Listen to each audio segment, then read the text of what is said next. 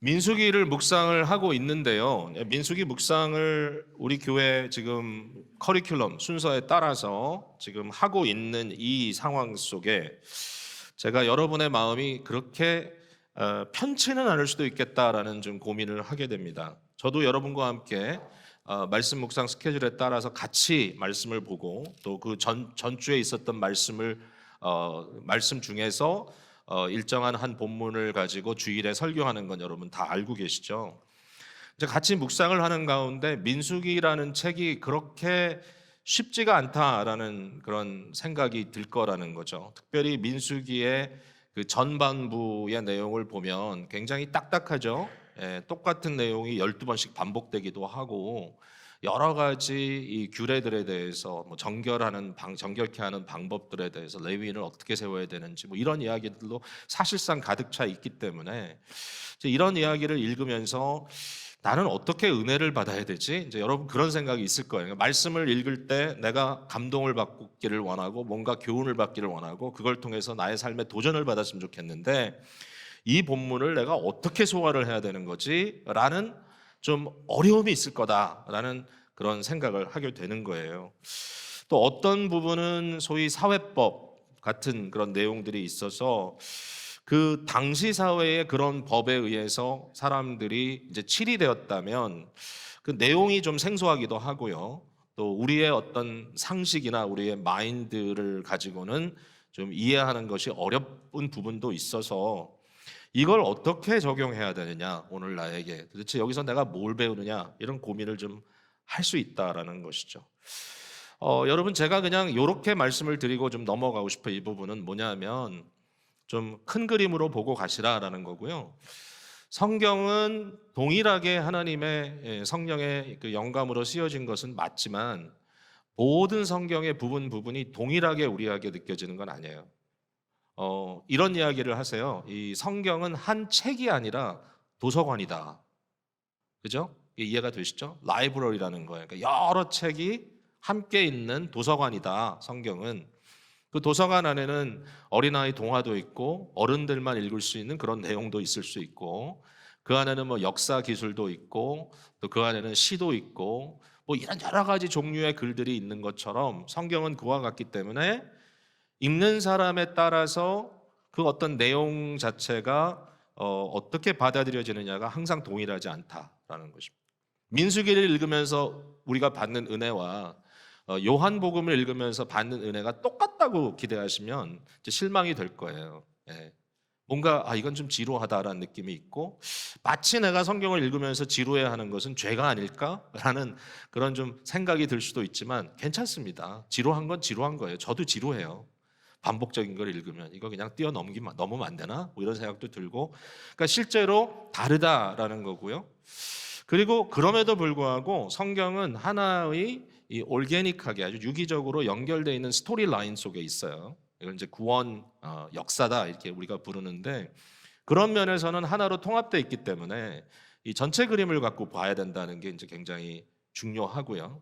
동시에 앞에 부분과 뒤에 부분의 차이는 뭐냐면은 성경은 점진적으로 더 분명해져요, 내용이. 그래서 민수기가 틀린 게 아니에요. 민수기도 옳아요. 그 시대에 옳게 쓰여진 말씀이고 이 말씀에 오류가 있다든지 그런 건 아니에요. 그런 얘기를 하려는 건 아니지만 그러나 그 의미가 복음서 쪽으로 와서 신약으로 와서 훨씬 더 분명하게 드러난다는 거죠. 그러니까 이런 것들을 마음에 두고 여러분이 어떤 부분을 읽어 나갈 때 너무 힘들어하지 마시고 같이 따라가면 좋겠다라는 이제 이야기를 드리고 싶고요. 사실 저도 굉장히 힘들다 어떤 부분은 성경을 우리가 억지로 풀 수는 없습니다. 어떤 부분은 좀 당장은 우리 속에 좀 들어오지 않고 이해가 안 된다 할지라도 그거를 그냥 던져버릴 것이 아니라 나는 이해를 못하지만 여기에 뭔가 하나님의 중요한 교훈이 담겨 있을 수 있다는 가능성에 대해서는 이제 마음을 좀 열어놓으시고 또 한 가지 고려할 것은 민수기는요 지금으로부터 한 3,500년 전에 쓰여진 책이에요. 그러니까 이게 역사적인 갭이라는 게 어마어마하니까 마치 오늘날 신문 읽고 내가 이해하고 당장 내가 그것을 마음속에 담을 수 있는 것 같은 기대감을 갖는다는 건 사실 그건 너무 과하잖아요. 이제 그런 걸 염두에 둔다면 사실 성경이 우리가 이해할 수 있는 언어로 오늘 우리에게 이렇게 주어졌다는 것만 해도 기적이에요. 이런 엄청난 고대 문서가 우리에게 이처럼 가까이 다가와 있다. 그러나 이것을 쓰는 데 있어서는 저희들이 그냥 일반적인 상식선에서 이것을 쉽게 받고 이해할 수 있을 것이다. 적용할 수 있을 것이다. 이렇게 기대하는 것은 좀 과하다 사실은. 역사적 거리가 있기 때문에 그만큼 과정이 필요할 것이다. 그래서 여러분이 함께 지금 매 주마다 읽어 나가시는 거를 제가 이제 알고 또 노력하시는 거 알고 사랑방마다 그걸 토론도 하시고 서로 받은 은혜를 교제 나누시는데 너무 힘든 부분을 갈 때라도 좌절하지 말고 최선을 다해서 풀어나가자 말씀드리고 싶고요. 혹시라도 여러분들이 이건 너무너무 안 풀리는데 사실은 이거 시험에 들 만큼 이 구절이 내게 어렵다. 그러면 요새 카톡이 너무 좋지 않습니까? 저한테든지 교육자 여러분 또 양육 그룹 맡고 있는 분들이 있으니까 주중에 좀 바더하세요. 그래서 보내가지고 내 요 구절은 좀 이해가 안 되니까 나 좀 설명을 해달라. 그러면 아마 최선을 다해서 저희들이 여러분과 동행하도록 그렇게 할 거예요. 저 오늘은 이제 이 6월절 패스오버라고 하는 절기를 지킨 일에 대해서 이야기를 하게 됩니다. 이게 언제 지금 이야기가 되고 있냐면은 출애굽 사건이 벌어진 딱 1년 후에 이 얘기가 되고 있습니다. 뭐 이미 말씀드렸지만 이스라엘의 칼렌더는 출애굽 사건과 함께 시작이 되니까요. 근데 이 6월절이라는 것은 여러분이 들어보시고 잘 아시죠. 뭐 계속해서 좀 반복되는 부분도 있습니다. 근데 6월절의 유래를 들여다보면 출애굽 그 시기에 말이죠. 하나님께서 애굽 땅에 하나님께서 10가지의 무시무시한 재앙을 내리십니다.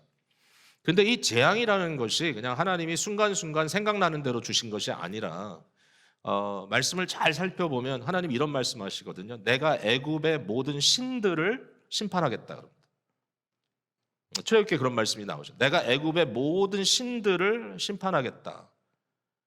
그러니까 사실상 그 당시에 애굽인들의 이 세계관 속에 그들이 생각하는 신, 그들이 생각하는 어떤 섬김의 대상, 결국 그것이 뭘 만들죠? 그들의 세계관을 만들고 그들의 어떤 우선순위를 만들고 그들의 심지어는 정체성을 만들겠죠. 나는 이런 사람이야.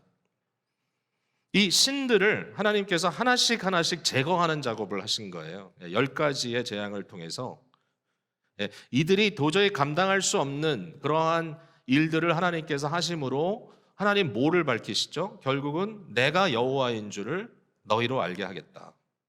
이게 하나님의 이 사역이었어요. 그 당시에. 특별히 10번째 재앙은 무시무시합니다. 사람의 생명이 직접 건드려집니다. 누가 죽죠? 장자들이 죽습니다. 장자들이 각 집안에. 심지어는 이 애굽 백성들의 집에서 이렇게 기르는 짐승들, 가축들 또는 뭐 하여튼 저들이 키우고 있는 모든 뭐 소떼, 양떼 할 거 없이 전부 다 제일 먼저 난 맞은 다 죽었다는 거예요. 죽음의 사자가 지나면서 모든 이 장자, 처음 난 것을 죽이는 이런 아주 비참한 역사가 그날 밤에 이제 이루어집니다. 그날 밤에. 유대인의 캘린더로 얘기하면 1월 14일 밤입니다.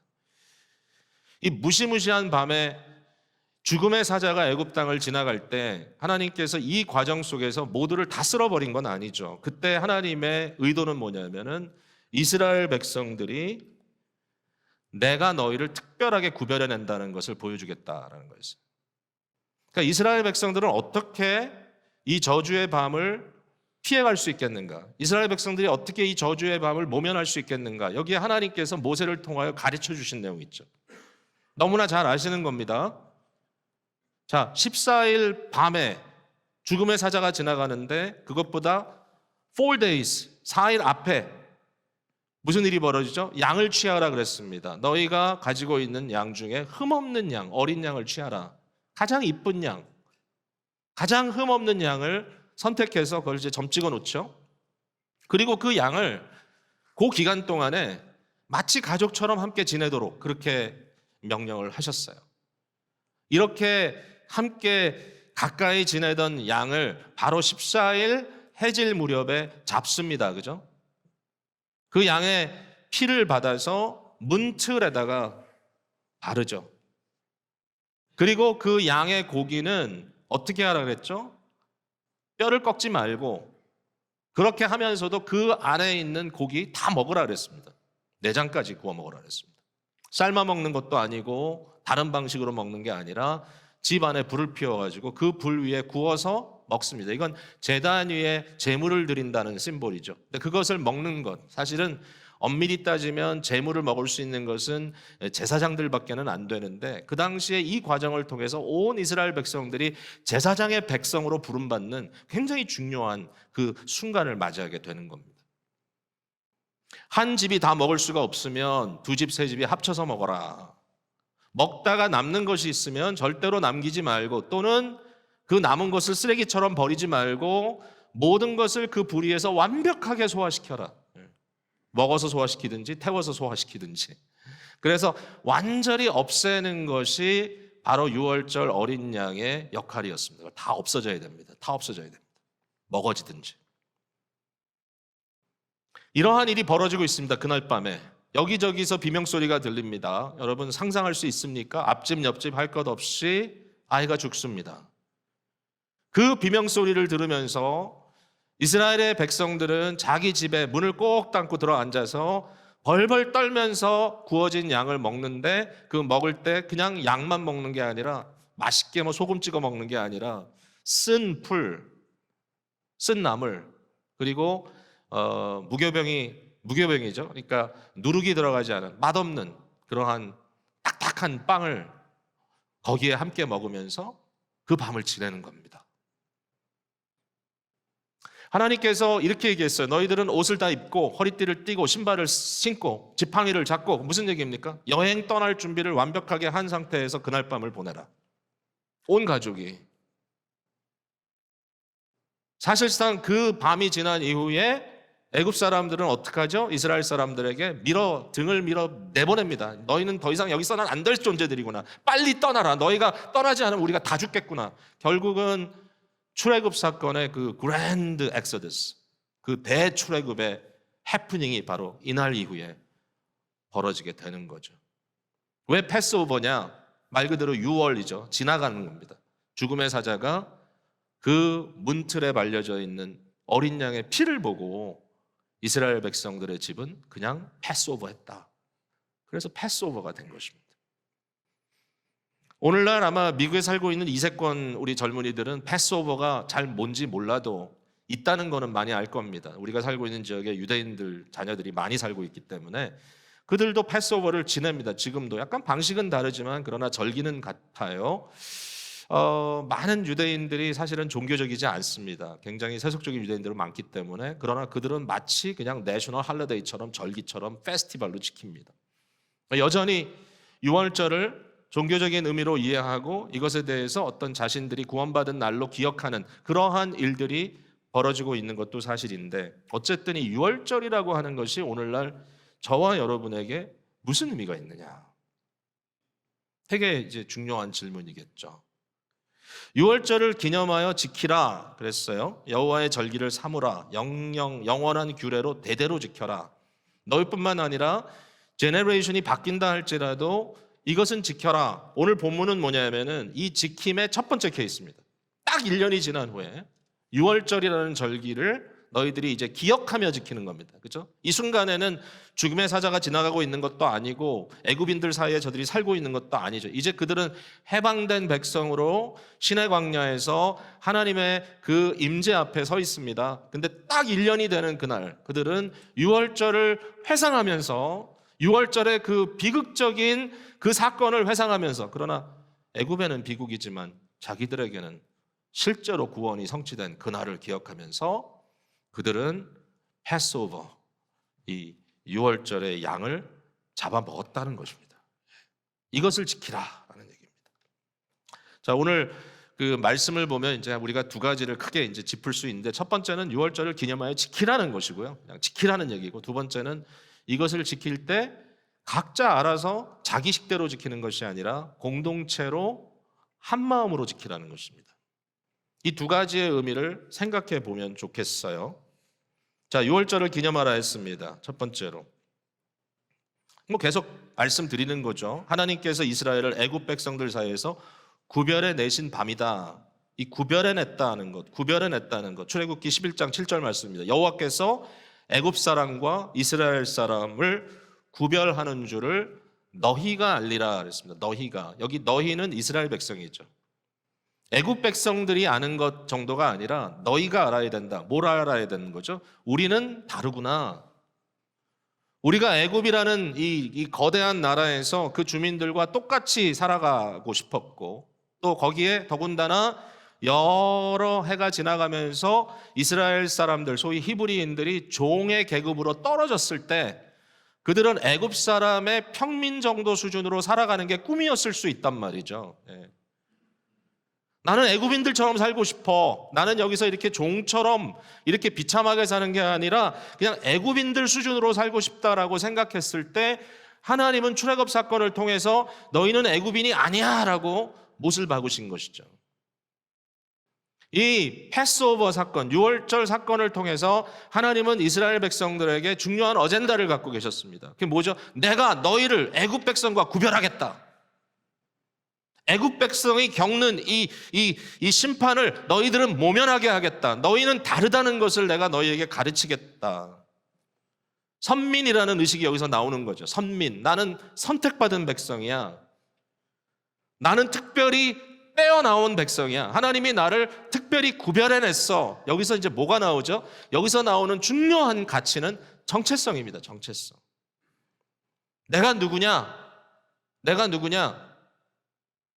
애굽 사람들의 정체성은 애굽의 가치관으로 결정되죠. 애굽의 신들에 의해서 결정됩니다. 애굽의 신들은 애굽 사람들이 섬기는 대상입니다. 이스라엘 사람들에게 하나님은 그 신을 섬기게 하지 않으십니다. 애굽의 모든 신을 내가 심판할 것이다. 나는 여호와라. 출애굽기 12장 12절 말씀. 바로 이 사건. 이 사건을 통하여 하나님께서 모든 애굽의 신들을 내가 심판할 것이고 그들을 멸할 것이고 그러므로 내가 너희를 나의 백성으로 부를 것이다. 더 이상 애굽의 신을 섬기는 자들도 아니고 애굽인의 정체성을 갖고 있어도 안 되고 애굽인처럼 되고 싶어서도 안 되고 너희는 내 백성이다라고 하나님께서 부르셨을 때 그것을 이해하고 인식하는 것, 이게 바로 6월절의 어젠다입니다. 어젠다. 우린 다르다.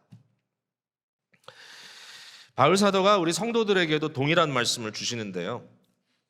빌립보서 3장에 아주 귀한 말씀을 제가 발견을 합니다. 제가 17절부터 한번 읽어볼게요. 여러분 그냥 들어보세요. 형제들아 자매들아 너희는 함께 나를 본받으라. 그리고 너희가 우리를 본받은 것처럼 그와 같이 행하는 자들을 눈여겨보라. 무슨 얘기입니까? 성도들은 성도들을 지켜봐라. 성도의 삶이 어떤 것인지를 피차 눈여겨봐라. 성도들은 다르다라는 얘기죠. 그러면서 이런 얘기를 합니다. 내가 여러 번 너에게 말하였거니와 이제도 눈물을 흘리며 말하노니 여러 사람들이 복음을 모르기 때문에 그리스도의 십자가의 원수로 행한다. 그리스도 십자가 사건이 가지고 있는 의미와 유월절 사건이 맥이 통한다면 결국은 유월절을 그들에게는 멸망의 뉴스로 받을 수밖에 없는, 그들은 결국 멸망당하는 위치에 있을 수밖에 없는 자들이 되고 말았다. 바울 사도가 통쾌하다 그러나 아니요, 눈물을 흘리면 눈물을. 만약의 경우에 그 당시에 이스라엘 백성들에게 애굽 친구들이 있었다면 어땠을까? 저들을 권했을지 모릅니다. 너희도 양을 잡아야 돼. 너희도 양을 피를 발라야 돼. 했을까요? 한 사람도 있을까요? 뭐 스토리를 보면 출애굽 사건에 출애굽한 백성들 중에는 이스라엘이 아닌 사람들도 좀 섞여 있었다고 기록되어 있습니다. 그랬을 수 있겠죠. 그러나 아마도 많은 사람들이 십자가의 원수로 유월절 양을 멸시했기 때문에 그들은 죽임을 당했을 거라는 거죠. 절대로 통쾌한 일이 아닙니다. 통쾌한 일이 아니에요. 눈물 흘려야 될 일이에요. 근데 이렇게 얘기합니다. 그들의 마침은 멸망이요. 그 다음에 중요한 말을 하죠. 그들의 신은 God. 그들의 신은 자기 배다 그랬습니다. 벨리. 그 영광은 그들의 부끄러움에 있고 땅의 일을 생각하는 자다. 즉 땅에 속한, 땅의 나라, 땅의 킹덤에 속한 자들이기 때문에 그들이 영광스럽게 여기는 것은, 그들이 자랑스럽게 여기는 것은 사실상 수치스럽고 부끄러운 일이다. 예, 우리들이 영화롭게 생각하는 것, 우리들이 정말 참 아름답게 여기는 것들과는 달리 세상에 아주 부끄러운 것, 낯뜨거운 것, 그 많은 죄와 이 죄라는 것도 뭐 정말 아이터마이즈 하다 보면 별의별 게 다 나오겠지만 아무리 생각해도 이것은 옳은 것이 아닌데, 저렇게 살아서는 안 되는데, 저렇게 선 없이, 저렇게 아무런 규모 없이, 저렇게 망가지면서 사는 것은 아닌데, 그러나 그것이 마치 쾌락이고 그것이 마치 유익인 것처럼 그것을 떠벌리고 자랑하고 살아가는, 부끄러움을 자랑거리로 삼고 있는 그러한 사람들인데, 왜 그러냐? Why? 왜? 그 질문에 대한 답은 그들의 신은, 그들의 갓은 자기의 욕심이여 욕망밖에 없기 때문이다. 자기 배에 채우고 싶은 욕망대로, 죄성이 크레이빙 하는 대로, 그것이 기뻐하면 그것이 뭔가 잘 되는 것처럼 생각하고 무조건 자기의 욕망에 따라 그냥 그것을 채우며 살아가는 것이 인생의 목적이 되어버린 이런 사람들, 그런 사람들에 대해서 말하고 있는 거예요. 그들은 땅의 킹덤에 속한 자들. 그게 다가 아니에요. 여기 보니까 그러나 20절에 우리의 시민권은 하늘에 있는지라.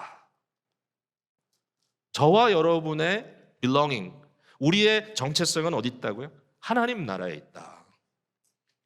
우리의 신은 하나님이고 우리의 신은 창조주시고 그 창조주의 영광스러운 형상의 비추임대로 지음받은 인간이기에 우리는 부끄러움을 영광스럽게 할 수 없고, 하나님이 하나님 되심처럼 그의 진리와 그의 선하심과 그의 아름다우심, 그의 빛나시는 영광이 우리에게도 영광스럽기에 우리는 하나님의 진리에 따라 행하고 하나님의 선하심을 닮아가고 하나님의 아름다움을 비춰내고 싶은 인간으로, 참 인간, 하나님의 형상대로 지음받은 인간으로 인간다워지는 이러한 일이 우리에게는 주어진 아름다운 삶의 형태다라는 거죠. 너희는 다르다. 너희는 다르다. 남들처럼 강도짓하고 남들처럼 도둑질하고 살아가는 것 아니고, 남들 등쳐먹고 남들 사기쳐먹고 돈만 생겼으니까 나는 자랑하고 다닐 수 있다는 인간이 아닌 겁니다. 우리는 아무렇게나 음란하게 행하면서 경계 없이 행하는 것으로 나의 쾌락을 채운다고 생각하는 존재가 아니다. 비록 여전히 우리가 이 땅에 있기 때문에 애굽 사람들의 삶의 방식이 가끔은 우리에게 유혹이 될 수도 있겠지만, 안타깝게도 그래서 이스라엘은 끊임없이 그들이 어려움을 당할 때마다, 배가 고플 때마다, 목이 마를 때마다 마늘이 먹고 싶다고, 고기가 먹고 싶다고 뭐라 그러죠? 그들의 모토는 Back to Egypt, 애굽으로 돌아가자. 반유월절적, 반십자가적 사고죠. 세상처럼 살자.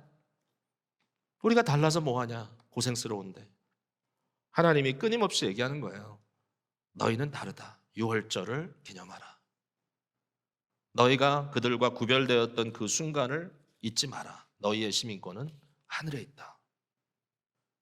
신의 광야에서 신의 산에 임재하신 하나님의 영광을 보게 하시고, 끊임없이 저들 캠프 속에 하나님이 존재하시면서, 임재하시면서, 낮에는 영광스러운 구름 기둥으로, 밤에는 불 기둥으로 저들 가운데 계시면서 너희는 빛의 나라로 부름받은 자들이라고 끊임없이 리마인드 해주신, 계속 리마인드 해주신. 6월절을 기념한다는 것은 뭐예요? 반복적인 것이지만 이 반복적인 기념을 통해서 뭘 하는 거죠? 이스라엘은 애굽인들처럼 멸망당할 자들이 아니라 하나님께서 그의 나라 백성으로 불러내신 이들이다. 여러분, 우리들에게는 이 6월절이 무슨 의미가 있습니까? 우리의 6월절은 뭡니까? 칼렌더로 봐도 예수 그리스도께서 십자가를 지셨던 그 사건, 고난주간과 십자가 사건과 부활 사건이 유대인의 6월절 절기하고 비슷하게 맞아 들어가는 것은 우연은 아닌 것 같습니다. 우리에게 6월절은 예수 그리스도 사건입니다. 예수 그리스도의 십자가 사건, 예수 그리스도의 죽으심과 궁극적으로 부활로 이어지는 그 구속 사건, 이게 우리의 6월절입니다.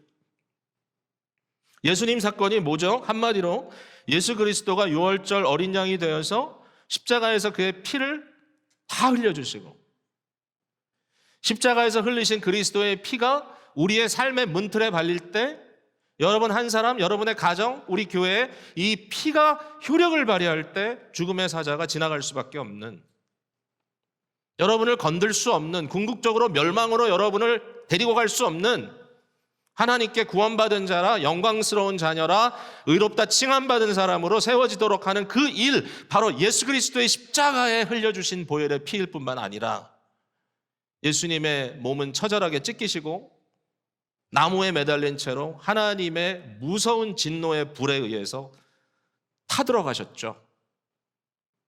십자가는 제단이었습니다. 하나님의 진노의 불이 너무나 아이러니하게도, 너무나 역설적으로 하나님이시며 하나님의 아들이시고 완벽하신 이요 온전하신 그분이 하나님의 구원의 역사에 따라서 저와 여러분의 죄가 그에게 온전히 전가되고, 심지어는 그가 죄 자체가 되어버린, 예수 그리스도가 죄가 되어버린, 여러분 상상할 수 없는, 그러나 실제로 성경 말씀은 끊임없이 강조하고 있는 이 사건을 통해서 어떤 일이 벌어졌죠? 그 죄가 되신 그리스도가 십자가라는 제물 위에서 하나님께 온전히 태워져 드리는, 내가 목마르다 주님께서 외치시는 그 순간 그리스도의 온몸이 시꺼멓게 타들어가는 그 무시무시한 번제의 현장이 되었다라는 것이죠.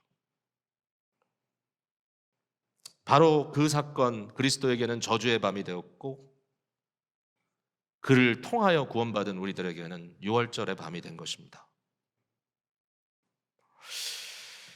신약성경에 특별히 유월절과 관계가 많은 구절은 요한복음입니다. 요한복음은 참 재밌게도 3번의 유월절로 엮여져 있습니다. 우리가 예수 그리스도의 공적 사역의 시기가 3년이라고 이야기하는 것은 요한복음에 유월절이 3번 등장하기 때문에 적어도 3년이라는 시간이 흘렀구나라고 생각을 하기 때문인데, 요한복음의 예수 그리스도는 1장에 하나님의 어린 양, 세상 죄를 지고 가는 하나님의 어린 양, 유월절 어린 양으로 불리우고 있고, 6장에 가면은 특별히 예수 그리스도의 살과 피를 먹고 마시는 이야기가 등장을 하는데 사람들은 전혀 이해를 못하죠. 그러나 이것을 유월절이라고 하는 배경으로 이해하지 않으면 이해가 되지 않습니다. 그리고 예수님은 앞서 언급한 대로 세상 죄를 지고 가는 하나님의 어린 양, 유월절 양이기에 영적으로 그의 살을 먹고 그의 피를 우리에게 적용할 때 우리에게는 생명이 있다라고 말씀을 하시는 겁니다. 놀라운 구절이 나옵니다. 내 말을 듣고 또 나 보내신 이를 믿는 자는, 나를 먹고 나를 마시는 자는 영생을 얻었고 심판에 이르지 아니하나니 사망에서 생명으로 옮겼느니라. 6월절입니다. 6월절. 예수님께서 십자가에 매달려서 돌아가시는 그 장면을 묘사하기를, 다른 옆에 있었던 십자가를 같이 옆에서 지고 있던 자들은 그들의 다리가 꺾이고 뼈가 꺾였지만 예수님의 뼈는 하나도 꺾이지 않았다. 요한복음의 증거이고요. 요한이 이 얘기를 하면서 구약에 바로 유월절 사건에 언급하고 있는 뼈가 하나도 꺾이지 않으리라는 그 말을 인용하고 있습니다. 예수 그리스도는 바로 우리의 유월절입니다. 그리스도의 십자가 사건. 여러분, 예수 그리스도의 십자가 사건을 통과할 때마다 우리는 끊임없이 우리의 정체성을 재확인하는 겁니다. 여러분, 우리가 우리 힘으로 구원받은 거 아닙니다. 어느 누구도 이 자리에서 내가 구원을 선택했다고 얘기할 자가 없습니다. 어느 순간에 성령의 은혜로 내게 지각이 오고 하나님께서 내게 이루어 주신 일이 뭔지를 우리가 깨닫게 되는 그 순간이 있지만, 그러나 이 모든 과정 속에 우리가 깨닫는 것은 은혜구나, 전적으로 주께서 하신 거구나. 여러분, 우리도 죽어 마땅하지만 그러나 그리스도 예수께서 유월절 어린 양으로 그 희생을 치르신 그 이유로 인하여 우리는 유월 받는, 넘어가 줌을 받는 패스오버의 커뮤니티가 됐다는 거예요. 저와 여러분이 이걸 끊임없이 확인해야 됩니다. 오늘 어떤 이유로 이 자리에 와 있는지 여러분, 제가 다 알 수 없지만 그러나 믿는 것은 여러분의 마음속에 적어도 예수 그리스도의 피 묻은 십자가의 복음이 꽂혀 있을 것이다 라고 하는 생각입니다. 이게 없다면 우리는 죽을 수밖에 없는 자들입니다. 우리가 뭘 잘하고 못하고 그걸 떠나서 다 그것은 본질적인 건 아니에요. 결과론적인 거예요. 심지어는 직분 얘기도 했지만 그것도 사실은 본질적인 건 아니에요. 어떤 결과론적인 것이고 과정에 있는 것이고 그것은 그냥 하나의 도구일 뿐이야. 그러나 본질은 뭐냐? 그리스도 예수와 내가 연합되었고 그의 죽으심이 나의 죄에 대한 청산이 되어서 내가 하나님 앞에 유월절의 은혜를 받는 주의 백성이 되었다. 구체적으로 유월절을 우리가 경험하죠. 그죠? 사실은 매주일 반복적으로 예배하는 이 순간은 유월절과 같은 시기입니다. 뿐만 아니라 저희가 성찬이라고 하는 것을 대합니다. 성찬. 예수 그리스도의 살과 피. 예수님께서 성찬을 베푸실 때, 제자들에게 처음 성찬을 베푸실 때는 바로 유월절에 그 예식을 제자들과 함께 나누시는 순간이었습니다. 유월절에 나누는 음식을 나누시면서, 유월절에 나누는 잔을 나누시면서 예수님께서 그것을 새로운 언약이다. 그 언약은 뭐죠? 바로 유월절 언약입니다. 너희들에게는 내가 새로운 언약의 피를 준다. 새로운 언약의 떡을 너에게 준다. 이것은 나의 피요 나의 살이다라고 말씀하시면서 나눠주셨습니다. 어떤 교회들은 성찬을 매주 해야 된다라고 강조하기도 합니다. 저는 그것이 틀렸거나 나쁘지 않다고 생각합니다. 그러나 또 우리는 여러 가지 이유에서 그렇게 하고 있지는 않지만 여러분 관찰해 주세요. 저희 교회는 어떻게 보면 좀 굉장히 전통적인 장로교회 트레디션에 따라서 건물에 십자가를 매달지 않았습니다. 예배당에 십자가 없는 거 이상하지 않아요? 근데 원래 장로교회 원래 원칙은 십자가를 달지 않습니다. 청교도들도 그런 것들을 다 배격했습니다. 그러나 교회 안에 디스플레이 되는 게 있습니다. 자, 여기에 강당이 있습니다. 강단은 강단이고 강대상이 있습니다. 지금 보시면 강대상이 좀 위에 올라와 있죠. 여기에 한 레벨을 올린 거는 강대상이 더 중요하기 때문에 올린 게 아니라 제가 키가 작아서 올린 겁니다, 여러분. 사실은 이 강대 위에 똑같은 평면에 이게 올라와 있다고 생각하셔야 됩니다. 단 그냥 여러분 안 보일까 봐 올라갔다. 항상 고민이었습니다. 같은 강대 위에 성찬상은 항상 올라와 있습니다. 이게 중요한 개혁주의 전통 중에 하나입니다. 밑에 내려가 있는 것 아니고요. 옆에 와 있습니다. 우리가 매주일마다 성찬을 드리진 않지만 그러나 성례전을 의미하는 그 물건들이 그대로 매주 여러분의 눈앞에 디스플레이 되어 있습니다. 의도적입니다, 여러분. 저거 어떤 데코레이션이 아닙니다. 저기에 세례기는 세례에 대한 의미를 보여주는 거고요. 저기 있는 작은 십자가는 바로 그리스도 예수의 살과 피를 의미합니다. 우리 교회 한 교우께서 정말 우리 교회 시초에 제가 부탁을 해서 저 십자가를 쇠를 깎아서 러브라고 하는 글을 그 안에 집어넣고 만들어 주신 게 지금까지 내려오고 있는 겁니다. 어떤 데코레이션이 아니고 이것은 우리에게 예수 그리스도가 우리의 유월절 되심을 사인으로 보여주는 것입니다. 매주 성찬을 나누지 않는다 할지라도 성찬의 의미가 항상 강대산에 같이 있어요. 말씀이 전달된다면 성례전은 여러분이 몸으로 경험하는 겁니다. 이 두 가지가 말씀이, 복음이, 예수 그리스도의 십자가의 복음이 어떤 방식을 통해서든지 끊임없이 여러분의 이 센스들을 통해서 듣고 보고 맛보고 여러분이 타치하고 여러분이 냄새 맡는 것까지 다 포함을 해서 끊임없이 여러분의 존재 속으로 빨려 들어가도록 하는 이 모든 것을 하나님께서 우리에게 제정해 주신 방법입니다. 어떤 방법을 통해서든지 복음을 들어야 한다. 어떤 방법을 통해서든지 예수 그리스도의 복음이 우리 안으로 들어와야 한다. 여러분, 이 복음을 여러분이 들으신다면, 이것을 마음으로 아멘으로 받으신다면 여러분은 하나님께서 말씀하신 대로 너는 내 것이다 라고 말씀하신 결론입니다. 간단하게 두 번째 포인트만 잠깐 말씀드리고 맺을 것은 이겁니다. 근데 이것은 개인이 하는 게 아니라 공동체적인 것이었다는 겁니다. 교회라고 하는 것에 대해서 많은 분들이 오해를 합니다. 마치 옵션인 것처럼요. 크리스찬이 되고 교인은 아닐 수 있느냐? 물론 예수는 좋은데 교회는 싫어 이렇게 얘기하는 그런 운동도 있고, 요즘은 한국에는 정말 전체 크리스찬의 3분의 1 정도는 크리스찬이라고 생각하면서도 교회는 안 나간다는 얘기도 있어요. 그러나 공동체적으로 하나님께서 우리를 부르셨다는 것을 우리가 잊지 말아야 합니다. 이게 뭐죠? 너무나 중요한 one anothering, 서로 하라. 신앙은 관계입니다.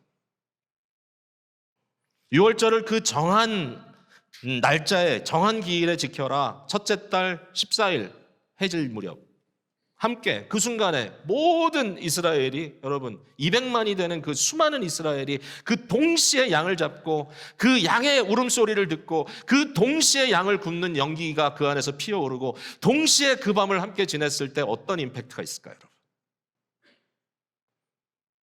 개인이 할 수 있는 게 아닙니다. 아무 때나 시도 때도 없이 내가 할 거 오늘 나의 유월절이야, 그런 게 아니라 같이 지내라. 여러분 되게 재밌는 얘기가 그 다음에 나오죠. 집안에 장례가 났습니다. 딱 6월절 맞춰 장례가 났네요. 시체를 만진 자는 부정하다라는 말을 했습니다. 거룩한 하나님께 예물 드릴 수가 없고 어린 양을 잡아먹을 수도 없습니다. 그래서 그들이 모세에게 와서 얘기합니다. 우리가 장례가 나서 장례를 어떻게 할 수 없지 않느냐. 갑자기 돌아가셨는데 우리가 6월절을 지내지 못하고 이것을 먹지 못하고 우리가 해야 할 일을 하지 못하는 것이 너무 안타까우니 어떻게 하면 좋겠느냐. 모세가 그때 응답을 바로 하지 않고 하나님께 가서 물어보겠다 그러면서 하나님께 여쭤봤는데 기가 막힌 말을 하나님께서 하십니다. 그래, 맞아, 그럴 수가 있지. 하나님도 예외를 이해하셨어요. 예외.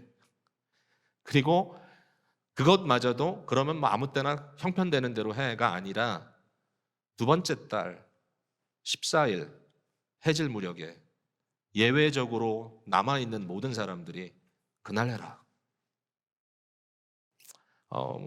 여기에 의미를 뭐 다 얘기할 수는 없지만 어쨌든 이것도 되게 저는 획기적인 것 같아요. 하나님이 이렇게 일하시는구나.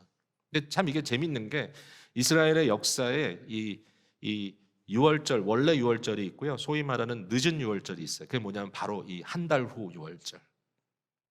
실제로 역대하 30장에 보면은 히스기야 왕이 이전에 그 6월절 다 상실해버리고 완전히 망가진 백성들을 다시 추스릴 때, 경건한 왕으로 다시 백성들을 신앙으로 추스릴 때 그가 제일 먼저 주창했던 것 중에 하나가 뭐냐면 6월절을 공동체적으로 지키자라는 거였어요. 율법책을 살펴보니까 첫째 달 14일에 해야 되는데 이제 며칠 남지가 않았네요. 아무리 생각을 해도 어려워요. 자기의 아버지 세대, 아버지가 참 악한 왕이었어요. 안타까워요. 참 그런 히스토리가 있었네요. 수많은 제사장들이 핍박을 받고 죽임을 당하고 남은 사람 얼마 되지도 않고, 제사장들도 필요하고 이 성전을 돌볼 수 있는 사람들이 필요한데 그 숫자가 너무 적어요. 그들을 다 이 정결 예식을 통해서 정결하게 할 시간적 여유도 없어요. 어쩔 수가 없어요. 그때 히스기야가 고민했습니다. 하나님의 말씀대로 우리가 첫째 달 14일에 6월절을 지킬 수 없겠는데 어떻게 하면 좋지? 아마도 서기관 중에 몇몇 사람이 얘기했을 겁니다. 세컨 데이가 있습니다. 둘째 달 14일. 그러면 하나님께서 우리에게 그날을 허락하시나 보다. 히스기야가 그때의 둘째 달 세컨 패스오버, 늦은 패스오버에 역대기 기록을 보면 이전에도 없었고 이후에도 없을 만큼 너무너무 성대하고 너무너무 총체적인 6월절을 이스라엘 공동체가 드렸다라는 기록이 나옵니다. 의미가 있는 겁니다. 무엇보다 중요한 것은 공동체입니다. 이 부분에 있어서 6월절을 지키지 아니하는 자는 그 백성 중에서 끊어지리라까지 말씀하셨어요. 교회 안에 어떤 분들이 존재합니까? 교회 안에 존재하는 것은 복음적 가치를 가진 사람, 구원의 경험을 공유한 자들이 교회 안에 있는 거죠. 다른 어떤 이유로 교회 안에 있다고 하는 것은 임시적일 수는 있지만 그러나 빨리 그 마음들이 바뀌어야 되겠죠. 근데 한 가지 여기 위로받을 수 있는 것은 있어요. 뭐냐 하면 맨 마지막에 보면 타국인들, 너희 가운데 거류하는 타국인들이 6월절을 지키고자 하면 어떻게 해야 되느냐. 이 타국인은 어떤 의미인가 하면요, 이 사람들은 첫 번째 6월절을 경험을 못한 사람들이에요. 실제로 출애굽 사건을 경험하지 않고 어떻게 하다 보니까 합류된 사람들이에요. 이 사람들에게 어떻게 하라고? 이 사람들에게도 6월절을 허락하라고. 똑같은 규례로 그들에게 허락하라 그랬습니다. 이 말은 뭐죠? 방향성이 되게 중요한 거예요. 교회 안에는 모든 분들이 아직 다 예수를 믿는다고 말할 수 없는 분들 계세요. 그런 분들도 계세요. 모두 믿는 건 아닐 거예요. 그 퍼센트가 얼마나 되는지는 모르겠지만 몇몇 분들은 아직도 내가 다 이해도 못하겠고 지금 복음을 배워나가는 중이고, 이런 분들을 뭐라고 부르냐면 소위 구도자라고 부릅니다. 진리에 대한 갈망이 있고 마음속에 어떤 감사가 있어요. 거기에 대한 이해가 있고 어프리시에이션이 있어요. 그러나 아직 모든 것이 내가 믿음으로 아멘 할 만큼 어라이브 하지 못했다. 그런 분들도 계셔요, 교회 안에. 근데 중요한 건 방향성이에요. 방향성. 교회는 복음의 방향으로 가는 자들이 소수라 할지라도 구도자들도 함께 구원의 복음에 동조하고 그것을 더 셀러브레이트해 나가려고 하나 되는 교회. 그 외에 그 어떤 것도 비본질적입니다. 그래서 이 공동체가 함께 교회를 세워나가는 일에 여러분들이 마음 다해 주시기를 부탁을 드리겠습니다. 말씀을 맺습니다. 여러분, 정체성이 중요하다는 것, 그리고 이 6월절의 복음적 의미를 공동체에 주셨다는 것 기억하시고 오늘도 주께 나가겠습니다.